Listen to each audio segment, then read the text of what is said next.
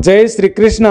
दोस्तों, एक कुत्ता जो 1 मिनट में 27 से 28 श्वासें लेता है और वो 10 से 12 वर्ष तक जीवित रहता है, वहीं पर मनुष्य 1 मिनट में 15 से 16 श्वासें लेता है और इंसान 80 से 100 वर्ष तक जीवित रहता है। परंतु एक कछुआ 1 मिनट में 5 से 6 श्वासें ही लेता है और वो 500 से 600 सालों तक जीवित रहता है। इससे ये स्पष्ट है कि जिस जीव की श्वासों की संख्या जितनी कम होती है वो उतनी ही अधिक आयु तक जीवित रहता है।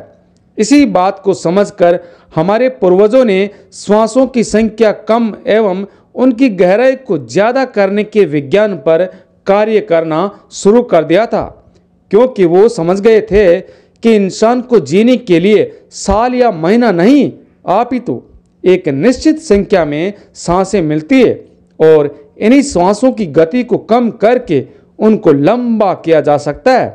परंतु श्वासों का लंबा और धीमा होना एक प्राकृतिक क्रिया होना चाहिए, क्योंकि जब हम श्वास लेते हैं तो वायु क्रमशः हमें 4 ही स्थानों पर महसूस होती है: कंठ, हृदय, फेफड़े और पेट। मस्तिष्क में जा रही वायु का तो हमें पता भी नहीं चलता। कान एवं आँख में गई वायु का भी हमें पता नहीं चलता।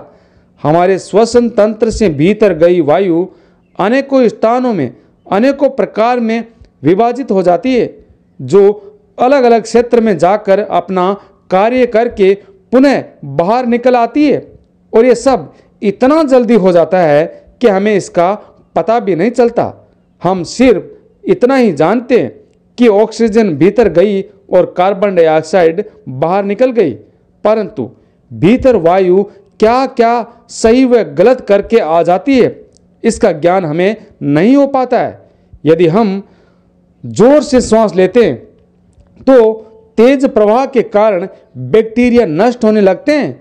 हमारे स्थूल शरीर की कोशिकाओं की रोगों से लड़ने की क्षमता बढ़ जाती है।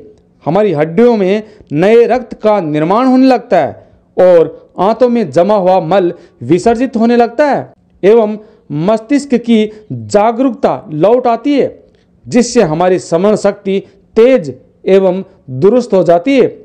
न्यूरॉन की सक्रियता से सोचने समझने की शक्ति फिर से जीवित हो जाती है। हमारे फेफड़ों में भरी हवा से आत्मविश्वास पुनः लौट आता है।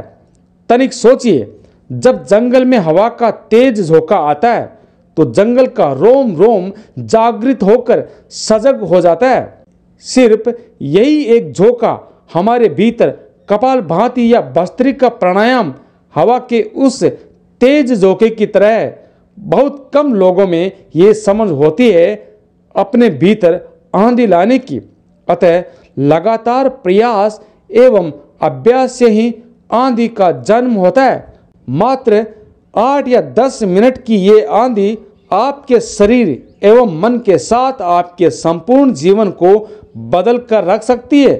आजकल अधिकतर लोगों की सांसें उखड़ी हुई एवं बिखरी हुई रहती है या फिर तेजी से चलती है, अर्थात लोगों को ये पता भी नहीं रहता कि उनकी श्वासें किस प्रकार चल रही है।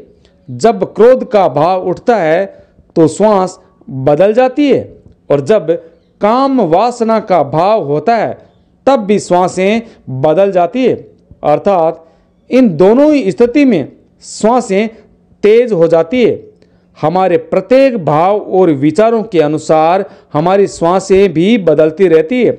इसके साथ हमारे रहन सहन एवं खान पान से भी हमारी सांसें बदलती रहती है। सही मायने में हमारी सांसों का हमारे मन की स्थिति एवं हमारी शारीरिक अवस्था से सीधा संबंध होता है। पूरा योग विज्ञान ही श्वासों के लेने की क्रिया पर टिका हुआ है। यदि हम हमारी श्वासों को सही तरीके से लेना सीख जाते हैं तो हमारा जीवन जादू की तरह बदल जाएगा। अतः आज हम प्राचीन यौगिक तरीके से श्वासों के लेने के तरीके को विस्तार से जानेंगे। अतः दोस्तों, यदि आप अपने जीवन में कुछ नया सीखना चाहते हैं तो सब्सक्राइब जरूर कर ले प्राचीन समय पूर्व की ये कहानी है। एक ऋषि अपने आश्रम में योग, ध्यान एवं प्राणायाम की शिक्षा दिया करते थे।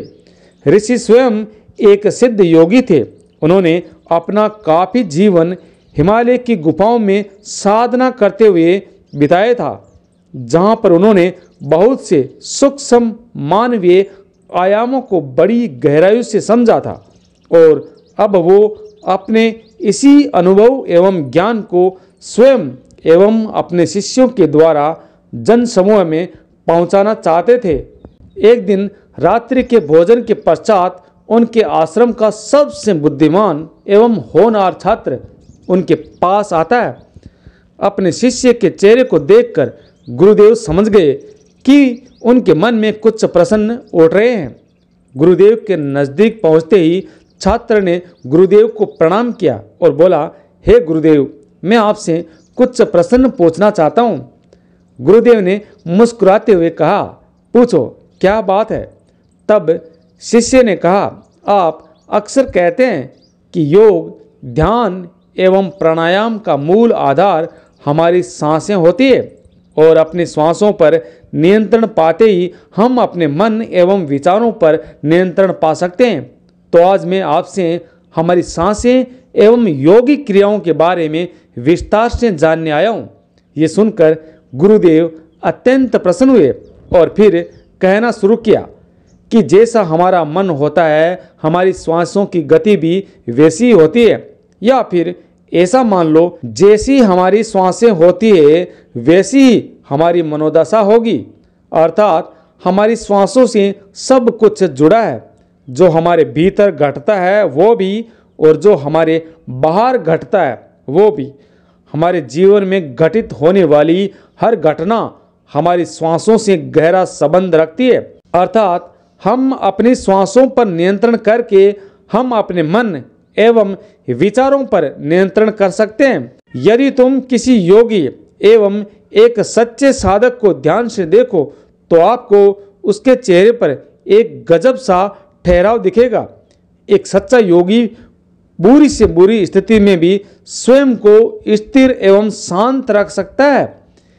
एक सच्चा योगी अपनी भावनाओं को नहीं दबाता, बल्कि वो अपनी श्वासों पर नियंत्रण रखता है और श्वासों पर नियंत्रण करते ही वो अपने मन पर नियंत्रण पा लेता है। और जिस व्यक्ति का मन उसके नियंत्रण में होता है, उसके पास उसकी सभी समस्याओं का समाधान है। और गुरुदेव ने शिष्य की ओर इशारा करते हुए कहा कि तुमने कुछ योगियों के बारे में तो सुना होगा कि वो 100 से 200 साल या फिर 300 वर्षों तक भी जीवित रहते हैं। तो आखिर वो इतने लंबे समय तक खुद को जीवित कैसे रख पाते हैं? इसका मुख्य कारण होता है उसी योगी की श्वासें। असल में उसका नियंत्रण उसकी श्वासों पर होता है, जिसे प्राण ऊर्जा कहा जाता है। प्राण ऊर्जा हमारे चारों तरफ है। इसे कितनी मात्रा में लेना है एवं छोड़ना है, एक योगी भली भांति जानता है। इसलिए वो इस प्राण ऊर्जा का उपयोग अपनी जरूरत के अनुसार कर सकता है एवं स्वयं को दीर्घायु प्रदान कर सकता है। यदि तुम अपने शरीर को स्वस्थ रखना चाहते हो, सामान्य से अधिक ऊर्जा चाहते हो, तेज बुद्धि चाहते हो, तो तुम्हें अपनी श्वासों की क्रिया को समझना होगा, अपनी श्वासों को नियंत्रित करना होगा। और इन्हें नियंत्रित करते ही तुम्हारे जीवन में सब कुछ व्यवस्थित हो जाएगा। सही मायने में डर, चिंता एवं परेशानी जैसी कोई चीज़ें नहीं होती। ये सब हमारे मन एवं भावनाओं की उपज है। हमारे मन एवं भावनाओं को केवल एक ही चीज़ नियंत्रित कर सकती है, और वो है हमारी सांसें। हमारे भीतर का क्रोध, चिंता, ईर्ष्या, अहंकार, बदला लेने की भावना, ये सब कुछ हमारी श्वासों के अनुसार चलता है। यदि हमारी श्वासों पर हमारा नियंत्रण है तो ये सब हमारे नियंत्रण में हो जाते हैं। श्वास हमारे शरीर एवं हमारे मन के बीच एक पुल का कार्य करती है। यदि हमें हमारे मन तक पहुंचना है, मन के विकारों को समझकर उनको दूर करना है तो हमें अपने श्वासों के पुल पर चलना होगा। और यही एकमात्र रास्ता है अपने मन को समझने का। यदि आपने कभी किसी छोटे बच्चे को सोते हुए देखा हो तो आपने अनुभव किया होगा कि जब बच्चा श्वास भीतर लेता है तो उसका पेट फूलता है और जब श्वास छोड़ता है तो पेट पिचक जाता है। एक बच्चा अपने पेट एवं नाभि से श्वास लेता है, जो श्वास लेने का प्राकृतिक एवं सही तरीका है। अपनी इस गहरी एवं लंबी श्वास की वजह से बच्चे का मन उत्साहित एवं हल्का रहता है, उसका शरीर प्राकृतिक तरीके से कार्य करता है।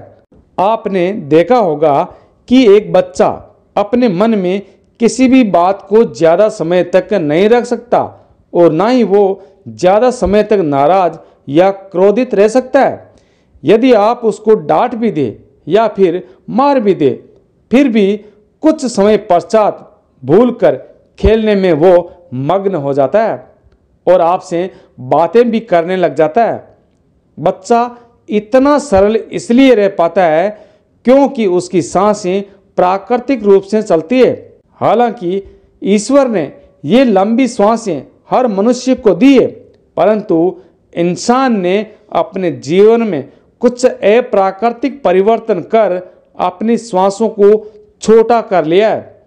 अतः वो पेट की बजाय अपने सीने से श्वास लेता है। हम जितनी छोटी श्वास लेंगे, हम उतने ही बकवास एवं चिंता के विचारों से भरे रहेंगे। अर्थात हमारी सांसें जितनी लंबी एवं गहरी रहेगी, हम उतने ही खुश एवं चिंता मुक्त रहेंगे। इंसान 1 मिनट में 15 से 16 श्वासें लेता है। यदि मनुष्य 1 मिनट में 9 के लगभग श्वास लेता है तो हम हमारे आसपास होने वाले कई कंपनों को समझना शुरू कर देंगे।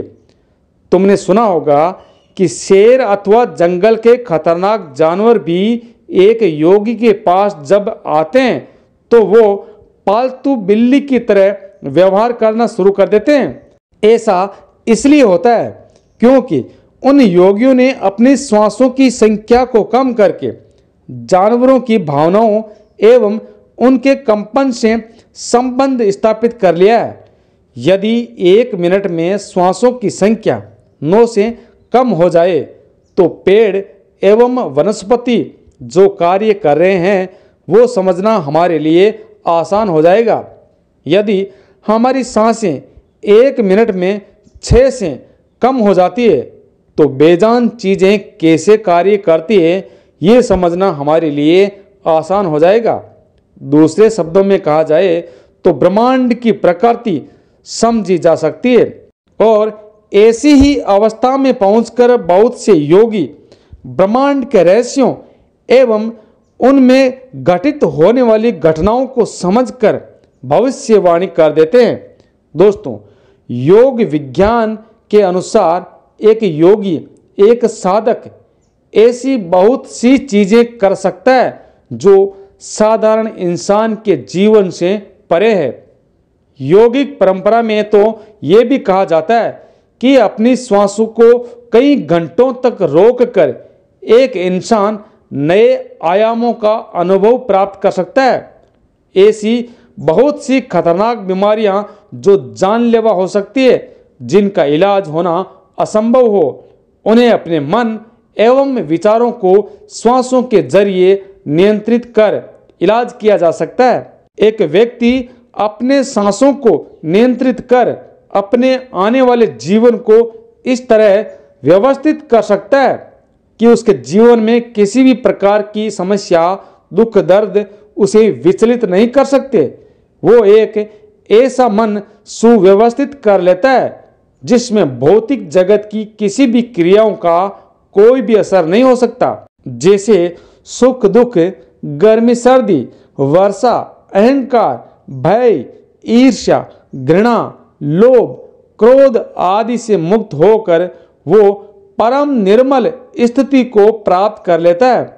सभी का भला करने के लिए इस वीडियो को ज़्यादा से ज़्यादा लोगों तक शेयर अवश्य करें, ताकि आपकी कृपा से उनका भी जीवन सफल हो जाए। जय श्री कृष्णा, राधे राधे।